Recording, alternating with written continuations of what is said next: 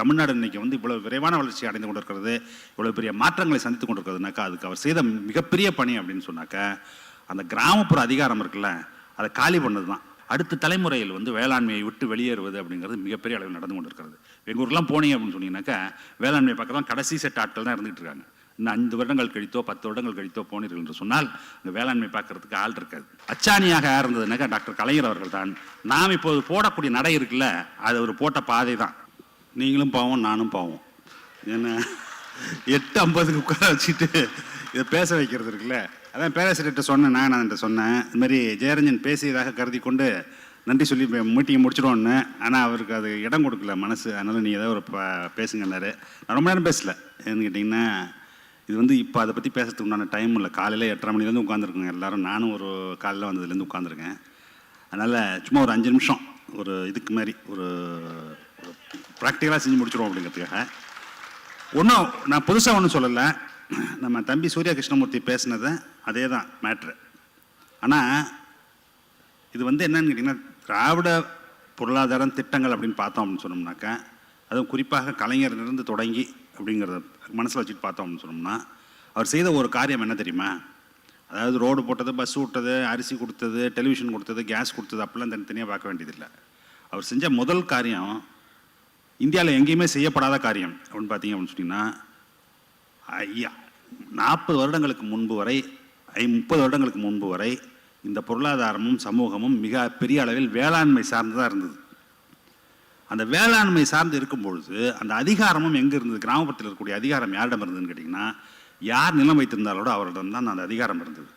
கலைஞர் செஞ்ச ஒரே பணி எனக்கு தெரிஞ்சு மிக மகத்தான பணி. தமிழ்நாடு இன்னைக்கு வந்து இவ்வளவு விரைவான வளர்ச்சி அடைந்து கொண்டிருக்கிறது, இவ்வளவு பெரிய மாற்றங்களை சந்தித்து கொண்டிருக்கிறதுனாக்கா அதுக்கு அவர் செய்த மிகப்பெரிய பணி அப்படின்னு சொன்னாக்கா அந்த கிராமப்புற அதிகாரம் இருக்குல்ல, அதை காலி பண்ணது தான்.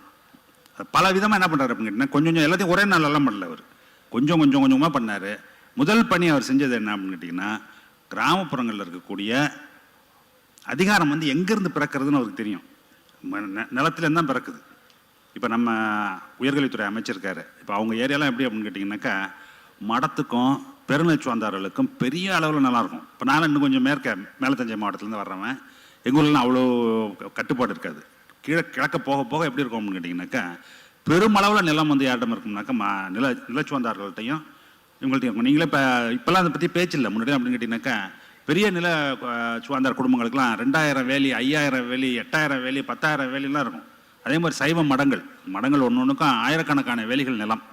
அது எல்லாம் வந்து யார்கிட்ட இருக்கும் அப்படின்னா குத்தகைதாரர்கள்ட்ட தான் இருக்கும்.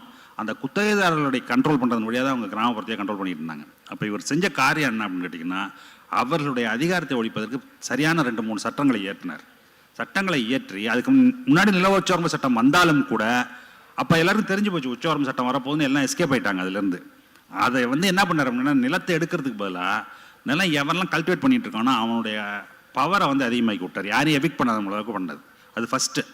2வது வந்து 20 வருஷம் கழிச்சு என்ன பண்ணுறாரு அப்படின்னு கேட்டிங்கனாக்கா, ஏற்கனவே பொது விநியோக திட்டமைப்பெல்லாம் போட்டு ரேஷன் கடையெல்லாம் கொண்டு போய் சேர்த்துட்டாரு. அடுத்தது அரிசியை வந்து கிலோ 2 ரூபாய்க்கு கொடுத்தாரு. கொடுத்த உடனே என்னாச்சுன்னு கேட்டிங்கன்னா, நிலத்துலேருந்து அவனை காப்பாற்றியாச்சு. அடுத்தது இன்னொரு இது என்னன்னு கேட்டிங்கன்னா, சாப்பாட்டுலேருந்து அவனை காப்பாற்றிட்டார். அதனால் சாப்பாட்டுக்கும் நிலத்துக்கும் என்ன செய்ய வேண்டியதில்லை அப்படின்னு கேட்டிங்கன்னா, யார்கிட்ட அதிகாரம் இருந்ததோ அவள்கிட்ட போய் நிற்க வேண்டியதில்லை. அதற்கு முன்னாடி என்ன பண்ணாருன்னா, 74லேயே இந்த கிராமப்புறத்தில் அதுக்கு அதிகாரம் இன்னொரு வகையில் இருக்குது. எப்படி அப்படின்னு கேட்டிங்கன்னா, கிராம நிர்வாகம்ங்கிறது யார்கிட்ட இருந்ததுன்னா பரம்பரையாக வந்து கொண்டு இருந்தது. அப்பொழுது முன்னாள் ஐஏஎஸ் அதிகாரி திரவியம்ங்கிற தலைமையில் ஒரு கமிட்டியை போட்டு இதை எப்படி மாற்றி அமைக்கணும் அப்படின்னு சொல்லும்போது, திரவியம் வந்து ஒரு ரிப்போர்ட் கொடுக்குறாரு. என்ன ரிப்போர்ட் கொடுத்தாருனாக்கா, இது வந்து பரம்பரையாக இருக்க வேண்டிய அவசியம் இல்லை, இது வந்து ஒரு அரசு பணியாக மாற்றுவோம். அரசு பணியாக மாற்றி எவனே பரிச்சை வைப்போம். டிஎன்பிஎஸ்சியில் எந்த தமிழ்நாட்டிலேருந்து யார் வேணாலும் எழுதலாம் பரிச்சையை, எந்த ஜாதிக்கு அதுக்கு இடஒதுக்கீடு இருக்குது, அதன்படி அவர்கள் வருவார்கள். அப்படி என்றால் முன்ன பின்ன தெரியாத ஒருத்தன் எந்த கம்யூனிட்டிலேருந்து வரான்னு தெரியாது, அவன் வந்து இங்கே வந்து கிராம நிர்வாக அலுவலராக இருப்பான், அது அரசு பணியாக மாறும் அப்படின்ட்டு. அடுத்தது என்ன பண்ணார் அப்படின்னு கேட்டிங்கனாக்கா, காந்தியினுடைய கனவை நிறைவேற்றுவதற்காக இந்தியாவில் என்ன பண்ணாங்கன்னா, எல்லா பஞ்சாயத்துகளையும் ஒருங்கிணைத்து ஊராட்சி ஒன்றியம்னு ஒன்றை அமைத்து இப்பொழுது நடக்கூடிய வளர்ச்சி பணிகள் அனைத்தும் அந்த பஞ்சாயத்து யூனியன் வழியாக தான் நடந்துகிட்டு இருந்தது. அப்போது அந்த பஞ்சாயத்து யூனியனுடைய சேர்மனாக யார் இருப்பார்கள் கேட்டிங்கன்னா, அந்த ஊரில் இருக்கக்கூடிய ரொம்ப வலுவான ஆட்கள் தான் அங்கே பஞ்சாயத்து யூனியன் சேர்மனாக தொடர்ந்து கொண்டு இருந்தார்கள். அப்படி இருக்கக்கூடிய சமயத்தில் சென்னையில் உட்கார்ந்து தலைமை செயலகத்தில் உட்கார்ந்து அரசு என்ன திட்டங்களை செயல்படுத்தினாலும் அது கடைசி அவர்கள் வழியாக தான் செயல்படுத்த வேண்டிய அவசியம் இருந்தது. கல்வியாக இருக்கட்டும், மருத்துவமாக இருக்கட்டும், வேளாண் துறையாக இருக்கட்டும், கூட்டுறவாக இருக்கட்டும், தொழில்துறையாக இருக்கட்டும், எந்த துறையாக இருந்தாலும் அவங்க கட்டுப்பாட்டில் இருந்தது. அப்போ இவர் என்ன பண்ணுறாருன்னு 70ஸ்லேயே எல்லாத்தையும் தனித்தனியாக பிரித்து எல்லாத்தையும் லைன் டிபார்ட்மெண்ட் ஆக்கி நேராக இங்கே என்ன உத்தரவு போடுறாங்களோ அங்கே நேரடியிலேருந்து விடுவிச்சிட்டோம். ஆனாலும் அவனை அதுலேருந்து வெளியேற்றணும் அப்படின்னு சொன்னோம்னா என்ன வேணும் அப்படின்னு கேட்டிங்கனாக்கா, முதல்ல நல்ல ரோடு வேணும், அவனுக்கு பஸ்ஸு கனெக்டிவிட்டி வேணும், அடுத்தது படிக்க வைக்கணும், அடுத்தது வேலைவாய்ப்புகளை உருவாக்கி கொடுக்கணும். இதெல்லாம் பண்ணதனுடைய விளைவு இன்றைக்கு தமிழ்நாட்டில் இருக்கக்கூடிய கிராமப்புறத்தில் இருக்கக்கூடிய மக்களுடைய வாழ்வை எடுத்து பார்த்தீர்கள் என்று சொன்னால் வேளாண்மையை மட்டும் நம்பி இருப்பவனுடைய எண்ணிக்கை அப்படிங்கிறது 5 விழுக்காட்டுக்கு குறைவு. நான் சொல்கிறது நல்லா கவனமாங்க. வேளாண்மையை மட்டுமே நம்பி தொழில் அப்படின்னு பார்க்குறது வெறும் 5 விழுக்காடு மக்கள் தான். மீதியெல்லாம் என்ன செய்யறான்னு கேட்டிங்கன்னா வேளாண்மையும் இருக்கும், வேறு தொழிலும் பார்த்துக்கிட்டு இருப்பான். அப்படி தான் மாறிவிட்டது. ரெண்டாவது, இன்றைக்கு இந்தியாவிலேயே மிகப்பெரிய அளவில் கிராமப்புறங்களில் வேளாண் அல்லாத வேலைவாய்ப்புகள் அப்படின்னு பார்த்தீங்கன்னா தமிழ்நாட்டில் தான் அதிகம். அந்த மாதிரி மாறினதுனால தான் என்ன நடக்குது அப்படின்னு கேட்டிங்கனாக்கா, நீங்களாம் முன்னாடி படிப்பீங்க, 5-6 வருஷத்துக்கு முன்னாடிலாம் ஆந்திராவில் விவசாயிகள் தற்கொலை, கர்நாடகாவில் தற்கொலை, மகாராஷ்டிராவில் தற்கொலை அப்படிலாம் பார்த்துருப்பீங்கள்ல. தமிழ்நாட்டில் மட்டும் நடக்காதது காரணம் என்ன அப்படின்னு கேட்டிங்கன்னா, விவசாயத்துலேருந்து வருமானம் போச்சுன்னா பரவாயில்லன்றது, வேறு வருமானம் இருக்குது, அதை பார்த்துக்குவோம் அப்படிங்கிற நிலவரம் மாறி இருக்கிறது. அடுத்தது, இந்த படிப்பை கொண்டு போய் எல்லோருக்கும் சேர்த்ததுனால என்ன இருக்கு அப்படின்னு கேட்டிங்கன்னா, இன்டர் ஜெனரேஷன் மொபிலிட்டி என்று சொல்லக்கூடிய அடுத்த தலைமுறையில் வேளாண்மையை விட்டு வெளியேறுவது அப்படிங்கிறது மிகப்பெரிய அளவில் நடந்து கொண்டு இருக்கிறது. எங்கள் ஊர்லாம் போனீங்க அப்படின்னு சொன்னீங்கன்னாக்கா வேளாண்மை பக்கம் கடைசி செட் ஆட்கள் தான் இருந்துகிட்டு இருக்காங்க. இன்னும் 5 வருடங்கள் கழித்தோ 10 வருடங்கள் கழித்தோ போனீர்கள் என்று சொன்னால் இந்த வேளாண்மை பார்க்கறதுக்கு ஆள் இருக்காது. அது எல்லாருக்கும் பொருத்தமாக இருக்கிறது. இப்பொழுது எப்படி நடந்து கொண்டு இருக்கிறதுனாக்கா, ஏதோ வெளிநாட்டிலேருந்து இப்போ நான்லாம் புதுசு டெல்டாவுக்குலாம் என்ன புதுசு அப்படின்னு கேட்டிங்கனாக்கா, வட இந்திய தொழிலாளர்கள் வேளாண் பணியை மேற்கொள்வது அப்படிங்கிறது. இந்த தடவை நான் ஊருக்கு போயிருக்கும்போது பார்க்குறேன், தினத்தந்தியில் 3/4 பக்கத்துக்கு செய்தி வந்திருக்கு. என்ன அப்படின்னு கேட்டிங்கன்னா, எல்லா விவசாய பணியையும் மேற்கொள்வது யார் அப்படின்னு கேட்டிங்கனாக்கா வட இந்திய தொழிலாளர்கள். அப்போ இதுக்கெல்லாம் என்ன நடந்திருக்கு அப்படின்னு பார்த்தோம்னாக்கா, எல்லாத்துக்கும் காரணம் அங்கே இருந்த அமைப்பை முற்றிலுமாக மாற்றி அமைத்தது. அதனால தான் என்ன நடந்திருக்குன்னா, இந்தியாவில் மிக வேகமாக வளரக்கூடிய பொருளாதாரமாக தமிழ்நாட்டில் திகழ்ந்து கொண்டிருக்கிறது. இது போன்ற ஒரு மாற்றம் வட இந்தியாவில் எந்த மாநிலத்திலும் வரவில்லை. வட இந்தியாலையும் வரல, கிழக்கு இந்தியாலையும் வரல.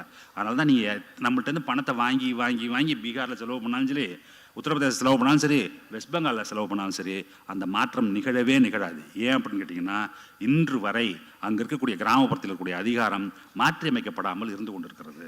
இங்கேயும் கேரளாலையும் மட்டும்தான் மாற்றிருக்கோம் நம்ம. அதனால தான் கேரளா வேற ஒரு பாதையில் போய் கொண்டிருக்கிறது, நாம் வேறு பாதையில் போய் கொண்டிருக்கிறோம். நமது பாதை எப்படிப்பட்ட பாதை அப்படின்னு பார்த்தீங்க அப்படின்னு சொன்னால், அடுத்த 20 ஆண்டுகளில் நமது பொருளாதாரம் என்ன மாதிரியா பொருளாதாரமாக இருக்கும்னா, வளர்ந்த நாடுகளுடைய பொருளாதாரம் என்னவாக இருக்கிறதோ அந்த அளவுக்கு இருக்கும். இத்தனைக்கும் என்னன்னு தெரியுமா, நம்ம பேராசிரியர் நாகநாதன் சொன்னார். என்ன சொன்னார் அப்படின்னு கேட்டிங்கன்னா, நம்மள்கிட்ட ஒன்றிய அரசு அவ்வளோ வரி பண்ணுது, தமிழ்நாட்டில் மாநிலங்கள்கிட்ட இவ்வளோ தான் இருக்குன்னா, அதை விட பெரிய கொடுமை ஒன்று இருக்கிறது.